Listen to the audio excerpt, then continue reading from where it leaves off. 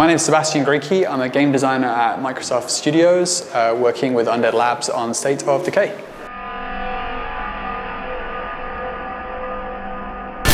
So for people that didn't play State of Decay on Xbox 360, it did really well, so there's probably only a few of them. What is it? What is State of Decay? Yeah, it did really well. It's actually the fastest selling new IP on XBLA, so it did really well. It was really popular. It's basically an open world zombie survival fantasy game where you control a community of survivors and you try to survive the zombie apocalypse together as a group. Okay, so now with the Year 1 Survival Edition, you're bringing it to Xbox One. What new stuff have you got? Lots of new stuff. So the first thing I should mention is that if you bought the existing game, then you get a 33% discount on the new game, and you can bring your save game over as well with you. You will get a new character called Gurbani, who is an Indian American who was born in the Punjab. She comes equipped with 2 antique Indian swords and a World War II suppressed rifle. And that's awesome because it's the only suppressed rifle in State of Decay, and suppression is kind of useful in a world where zombies are drawn by noise. But in terms of other things that we're kind of bringing to this edition, you get all of the DLC from the first game, so you get the original State of Decay narrative story experience. You get the Breakdown DLC, which is kind of a roguelike, endless zombie survival mode that kind of gets harder over time. And you get the Lifeline DLC as well, which is a new narrative-driven story experience set in a city called Danforth, which is kind of crumbling in the zombie apocalypse, and that centers on a group of military personnel who have to try and survive and band together and help the city.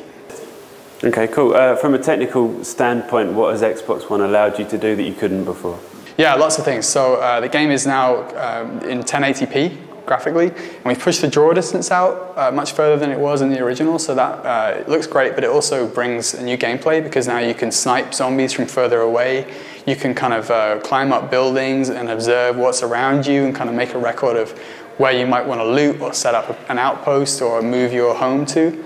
So that makes a big difference. And just graphically, the game is much more beautiful, many more new visual effects. Most of the animations have been redone, so there's been a lot of technical work that's gone into this edition.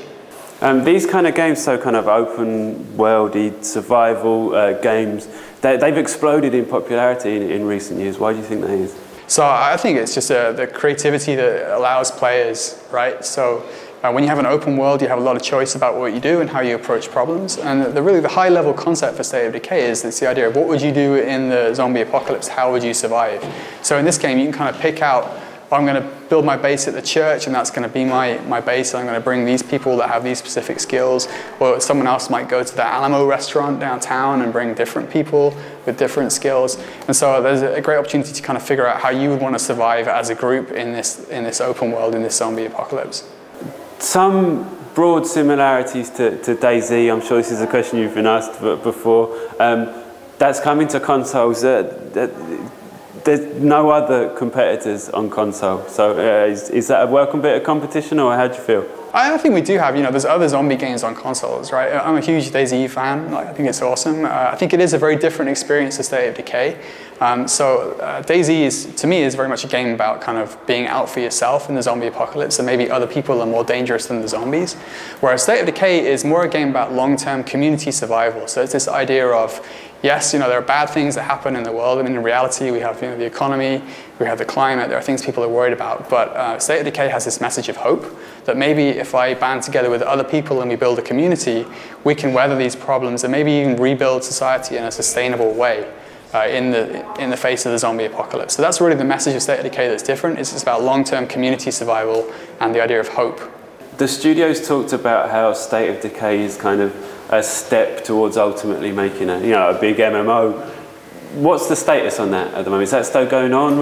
Tell me about it. Yeah, great question. So we have a long-term relationship with Undead Labs. They're about half an hour from the Microsoft Xbox campus. They're in downtown Seattle. Great studio, awesome to work with, super talented guys, and they're very much embedded in the zombie culture, right? So we have that relationship going on. Today we're only talking about State of Decay Year 1 Survival Edition, but we definitely hope to do more work with them in the future. But it is still in progress. It's still happening. We have a long-term relationship with them. We have multiple game deals, so we will definitely do future titles with Undead Labs.